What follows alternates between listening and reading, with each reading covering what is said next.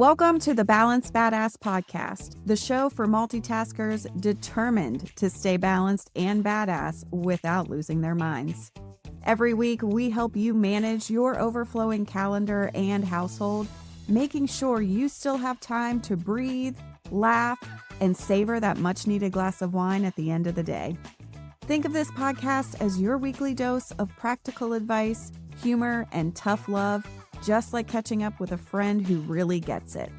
I'm Tara Kermiet, your personal growth coach, helping you handle how was your day without a meltdown. Now let's get into today's episode.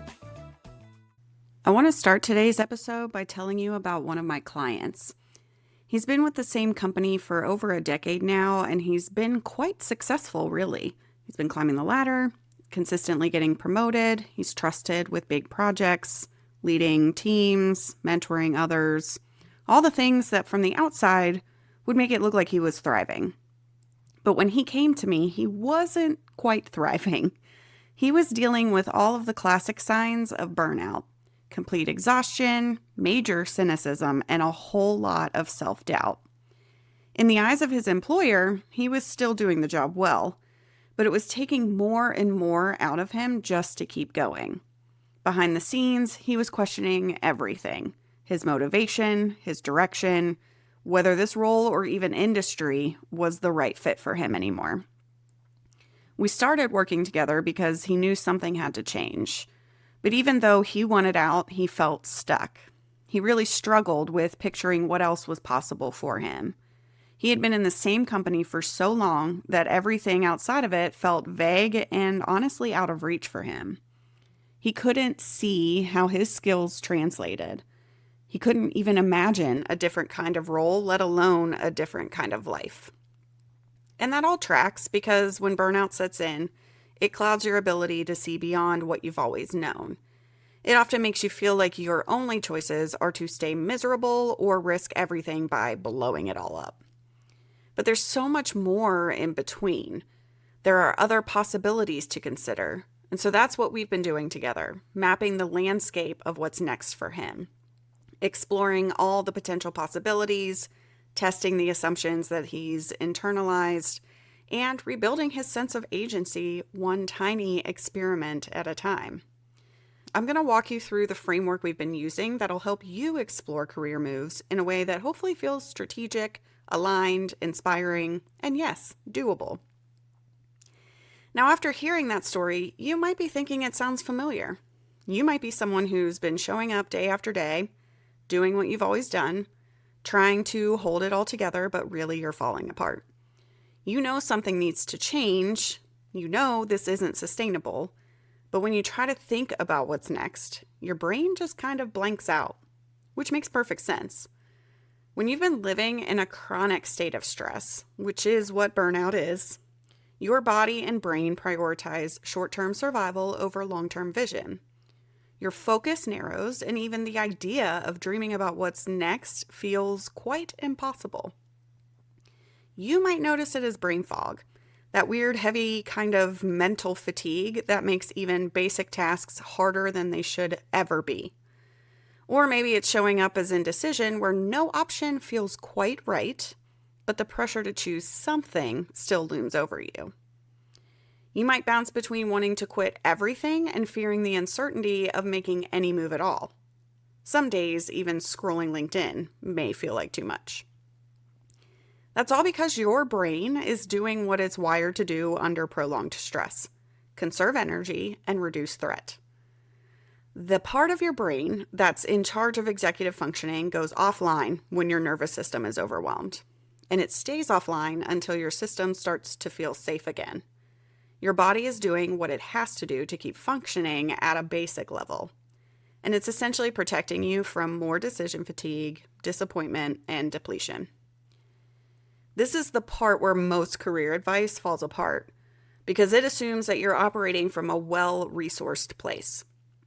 It assumes that you're clear-headed and energized and ready to dive into a 5-year plan. But when you're burned out, you're not starting from zero. You're starting from less than zero. Your cognitive capacity is taxed, your motivation is flat, and even your sense of identity might be blurry. That's why I use career possibility mapping, because it helps to simplify things for you by limiting your options to 4 paths or possibilities. That's it. Just 4 entry points to help you start seeing what's available without forcing you to choose anything yet. That in itself is a form of healing, because when you're burned out, your relationship with choice gets distorted. You stop trusting yourself to make a move that won't backfire. You stop believing that there are good options out there. And in many cases, you stop feeling like your career even belongs to you. So this process is about reclaiming that. It's about lowering the stakes just enough that you can see again, but not with urgency or fear. You're seeing here with curiosity, agency, and the freedom to explore. The 4 types of moves we're going to walk through are called step ahead roles, adjacent roles, bold pivots, and wildcards. And they're intentionally designed to help you think in layers. They acknowledge that you might need to explore possibilities before you ever act on them. Each one reflects a different kind of shift, some more familiar, some more expansive. And as we go, I want you to notice what sparks something in you.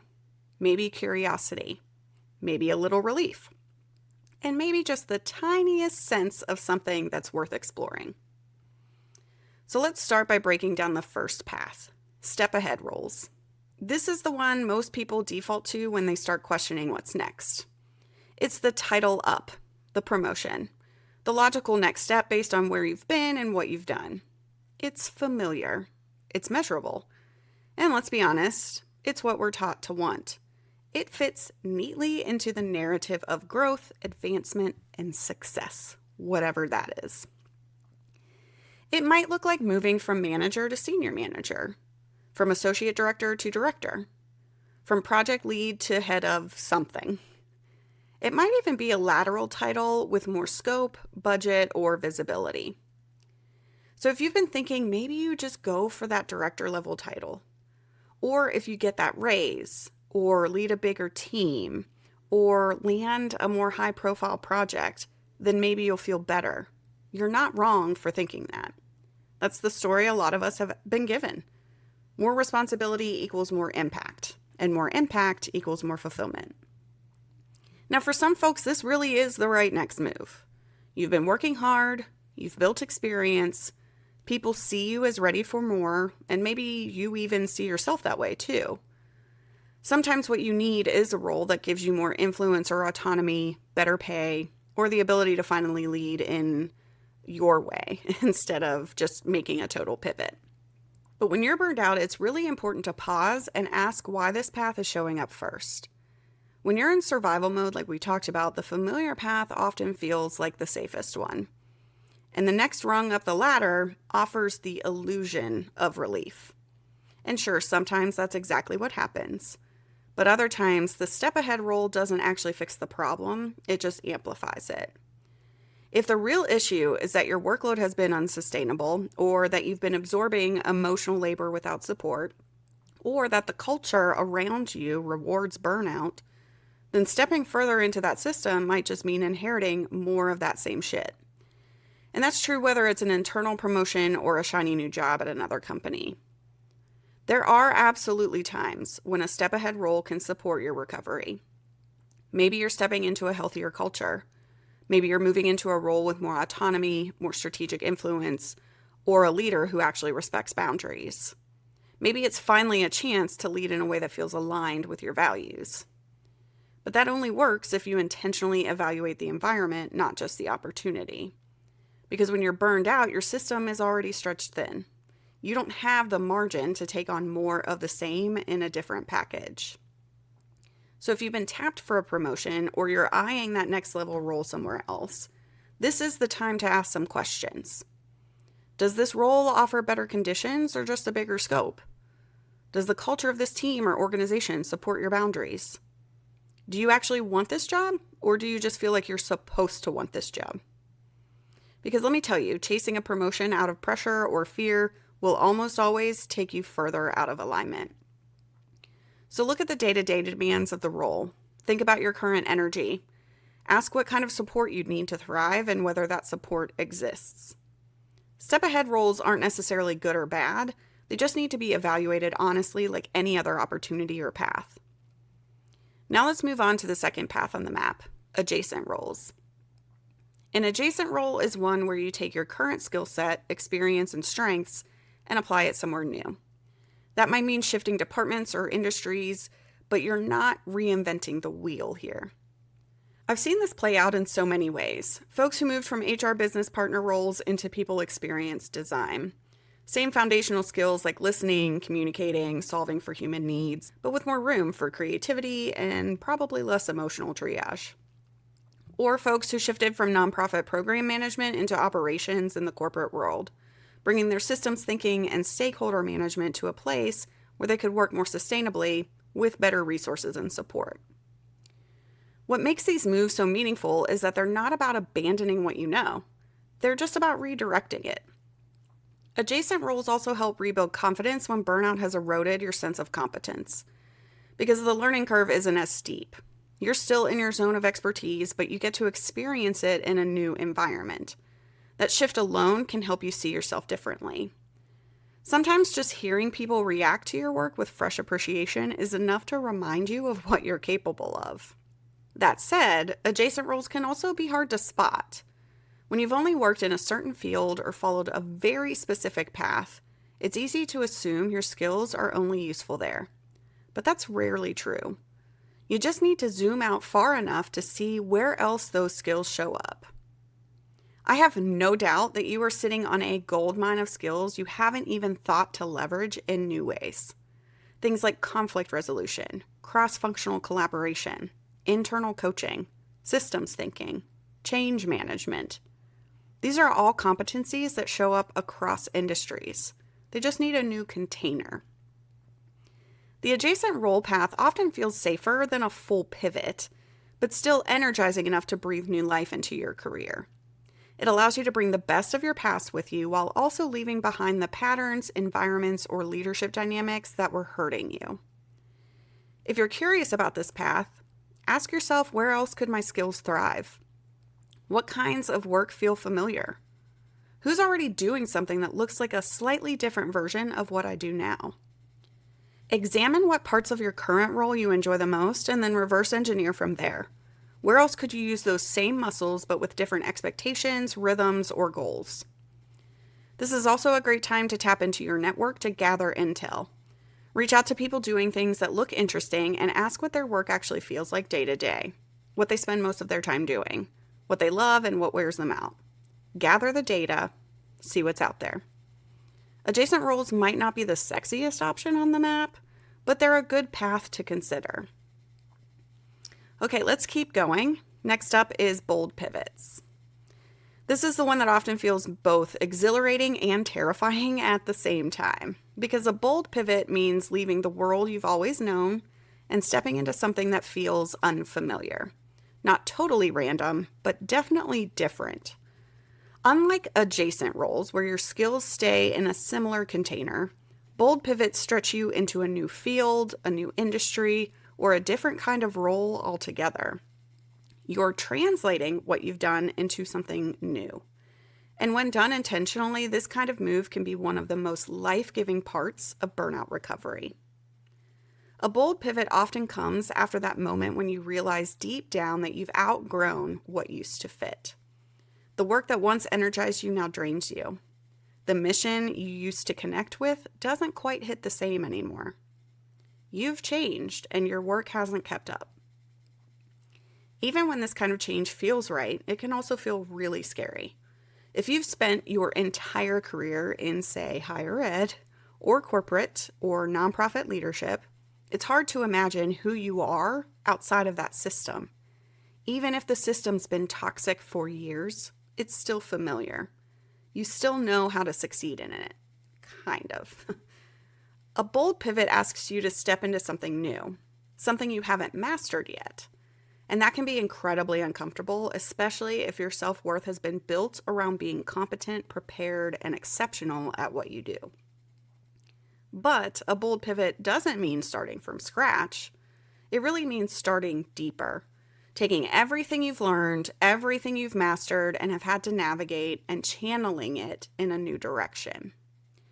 And this can come in many forms. Maybe you're a corporate trainer who wants to move into coaching. Maybe you're a program manager who's ready to become a learning experience designer. Maybe you've been working in HR, but you want to move into wellness work. The details vary, but the pattern is the same. The work you want to do now is rooted in who you've become, not who you used to be.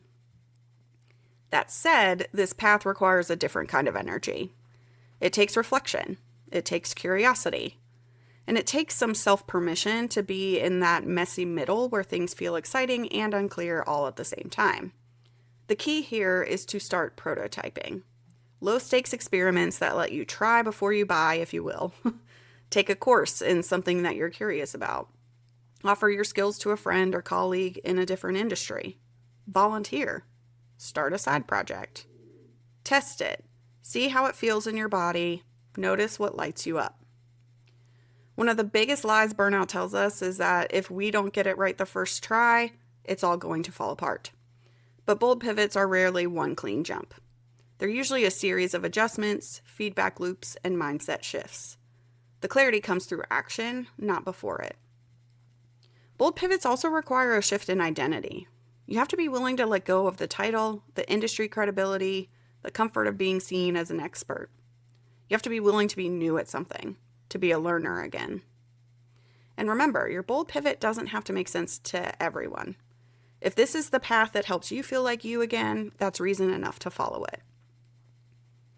All right, let's move on to the fourth and final path, wild cards. These are the fun ones. The wild card is the thing that you think about in the shower or on long walks or in those fleeting moments when you let your mind wander before it snaps back to what feels more responsible. It's the thing that you probably dismiss before anyone else can because you're not sure it's practical or profitable or even realistic. But still, it lingers.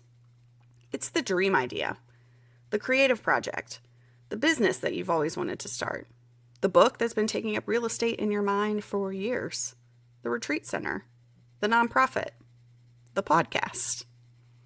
Wild cards are the paths that don't really make sense on paper. They might not be easy to explain to your colleagues or even your closest friends, but they tug at you for a reason. They're often the most honest version of what you actually want. They're not about titles, status, or checking the right boxes. They're about your core values. And for some people, wild cards do become the next chapter. They launch something new. They go all in. They build a business or change industries or finally create the work they've always wished existed. And for others, the wild card doesn't need to be a full career shift. Sometimes it's a side project, a creative outlet, or just a small pilot idea that helps you while you stay in your current role or explore other options. What makes this path different from the others is that it doesn't always come with a clear outcome. You don't get a job title or a salary band right away, but you do get something else. You get reconnected to your creative agency, your voice, your instincts, your capacity to choose something because it feels like you. So what does this look like in practice?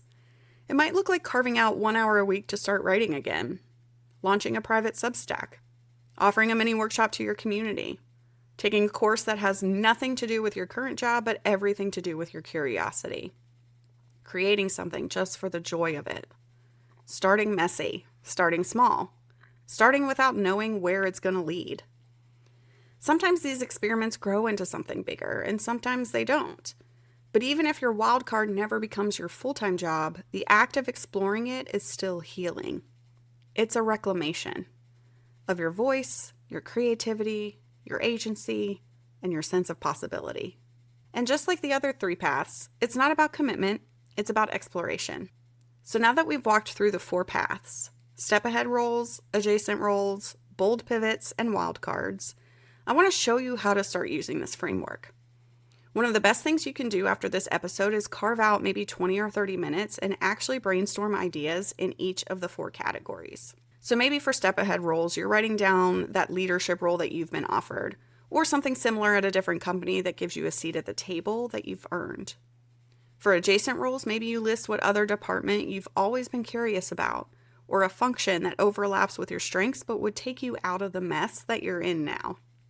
For bold pivots, you might have something more transformative, like switching industries or roles entirely. Maybe you've wondered about doing more facilitation work, or getting into employee wellness, or doing strategic consulting instead of internal operations. And for wildcards, let yourself explore the things you haven't made room for. What creative, entrepreneurial, or purpose-driven ideas keep popping up even if they don't make sense? Once you've got a few things in each category, step back and look at your map as a whole. Start to notice what's there.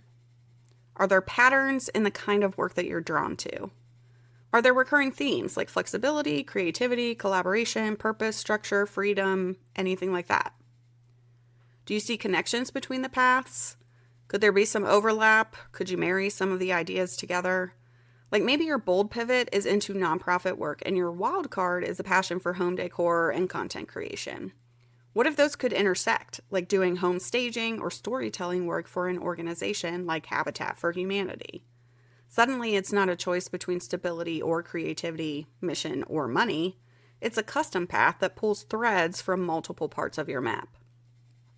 There's no right answer here, but the more you allow yourself to see all the possibilities, the more agency you start to feel. And that's the whole point.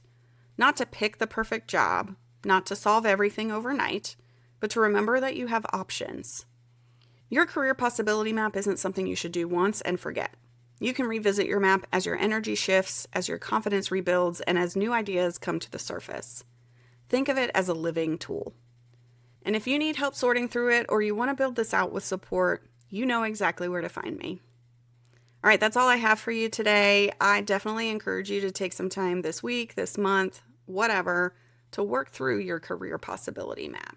And I'll see you next time for our next episode, but I hope that you stay balanced and stay badass and make good choices. Thanks for hanging out with me on the Balanced Badass podcast.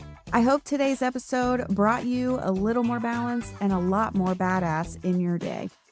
If you enjoyed this episode, be sure to subscribe, share it with a friend, and leave a review. Your support helps more multitaskers like you find the show, and I'd really appreciate it.